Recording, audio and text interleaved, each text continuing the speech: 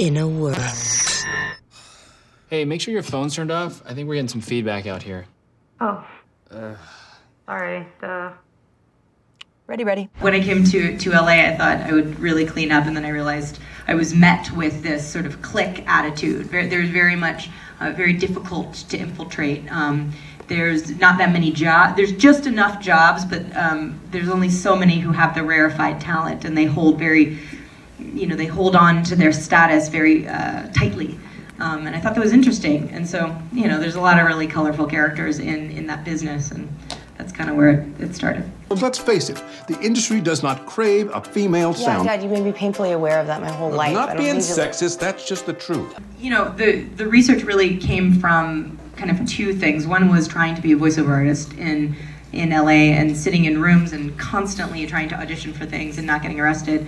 And just, I couldn't, it was a bummer, just sitting in there and constantly going in for things, thinking that I was awesome, and had this, because I had a demo tape from London. Yeah, I'd made these like radio plays and all these things, and I thought, LA is gonna freak out when they get me.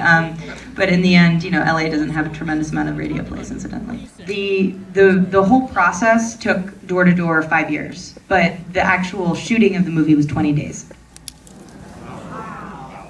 Characters are traditionally, for me at least, an amalgamation of people I know or people in my family or versions of myself that I've let go of or have investigated in the past. But I am by no means the same type of neurotic that she is, or it's a different neuroses. But I go to therapy. It's okay. Yeah, I'm very proud of my cast. But I'm also more proud to say that 90% of them are dear friends of mine. So I don't know that I would have gotten such a fantastic cast if I hadn't just been a good friend. I don't know. I basically cashed in a lot of favors for this one. I was like, Cameron, can I talk to you for just a second? And same with Eva and Rob Corddry. I mean, even like Rob Corddry, Michaela Watkins, Ken Marino. I mean, these are people that I know and love, and so asking your friend is almost harder to say, hey, could you take X amount of weeks to come and create this character and play something that you don't traditionally play, and but it all worked out. Fred Melamed was someone that I didn't actually know beforehand. I had just been a fan of his from A Serious Man, the Coen Brothers movie, playing Cy Abelman, which he nailed. He is incredible. And then I re-saw that movie, and immediately I was like, I need Fred Melamed. And so I really old school style went to his agent in New York and shook his hand and handed him the script, and I was like, come on, let's make a deal. And he accepted to do it, and then that's when I found out that he was actually a voiceover artist for 20 years, which I did not know. He always thought, oh, that's why. He's like, I thought that's why I was here, and I was like, whatever you need.